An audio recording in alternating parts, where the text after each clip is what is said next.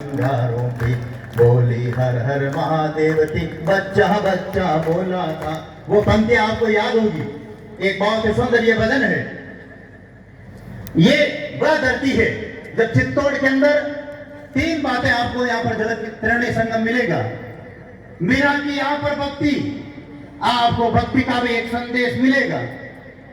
और चित्तौड़ की जो वीरता अंदर देखा, सावित्री की तरह, लक्ष्मीबाई की तरह है, और वीरांगनाओं की तरह बालिकाओं के अंदर तलवार थी। मुझे अत्यंत खुशी हुई। याद करो, भगवान श्री राम को तैयार करने वाले ऋषि मुनि थे, उन्हें दिव्यास्त्र तक दिए थे और धर्म की जीत हुई रावण वध के दौरान। और भगवान श्री कृष्ण को 64 दिन के अंदर 64 कला सिखाने वाले सांदीपनी ऋषि थे। ये एक सेवा का प्रकल्प हो। 22 तारीख से लेकर के 28 तारीख तक उस विश्व स्तरीय चिकित्सालय के अंदर विशाल भागवत कथा है। उस समय मैं अध्यात्म की बात करूंगा कि व्यक्ति को किस तरह आध्यात्म की और अग्रसर होना चाहिए। सेवा का प्रकल्प हमने दिखाया है विश्व के अंदर कि गौ माता की कैसे सेवा होनी चाहिए। गावो विश्वस्य मातरः, गाय सबकी माता है, पूरे विश्व को दिखाया। और अंग्रेज तक देखने के लिए आते हैं, और राज परिवार भी आया था विश्व स्तरीय गो चिकित्सालय में सेवा को देखने के लिए। मैं वीरांगनाओं से, मातृशक्ति से निवेदन करूंगा, क्षत्रिय वीरों से निवेदन करूंगा, आप थोड़ा सा वापिस पुनः अपने इतिहास की ओर आइए। कुछ हैं लेकिन कुछ इतिहास से हट करके जा रहे हैं।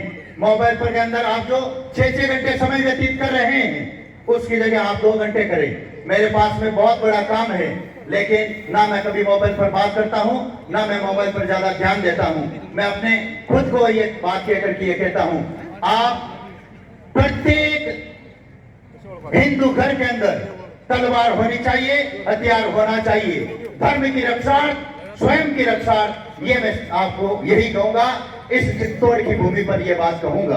और ये एक बात संत कह रहा है, क्योंकि अपने बच्चों को तलवारबाजी करना सिखाएं। और यहाँ पर भी एक छोटा सा कार्यक्रम है, मैंने इस पेज के अंदर पढ़ा है, बालिकाएं तलवारबाजी का भी प्रदर्शन करेगी। मुझे उस क्षण का इंतजार है, वह मैं दृश्य देखूंगा। और याद करो वो दिन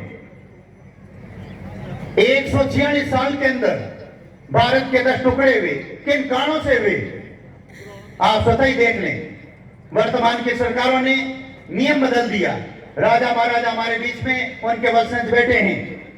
हिंदू एक से अनेक शादी करता था। ये एक नेता के बस की बात नहीं है। नेता मंच पर विराजमान है, ये अपनी बात कहेंगे, लेकिन साफ तौर पर मैं कहता हूं, क्योंकि नहीं तो पार्टीशन को नोटिस आ सकता है, मुस्लिम वोट टूट सकते हैं। बिजनेसमैन ये बात नहीं कहेगा तो आखिर कौन कहेगा? और ये बात कहने का मादा एक सन्यासी, एक धर्मगुरु कह सकता है। और मुझे कोई चुनाव के अंदर खड़ा नहीं होना है। साफ तौर पर कह रहा हूं, एक देश के अंदर 2 कानून कैसे हैं? जब राजा महाराजाओं का इतिहास देखिए, एक हिंदू युवक को 1 शादी करने की इजाजत है और मुस्लिम युवकों को 4 शादियां। एक देश में ये 2 कानून किसी भी हालत में मुझे बर्दाश्त नहीं है। या तो उनकी भी 4 शादियां बंद होनी चाहिए। मैं इसलिए कह रहा हूं, यहाँ धर्म की बात हो रही है, यहाँ राष्ट्र की बात हो रही है। राष्ट्र तब होगा सुरक्षित। मैं कहता हूं 146 साल में भारत के 10 टुकड़े क्यों हुए? जनसंख्या का संतुलन होने से हुआ था।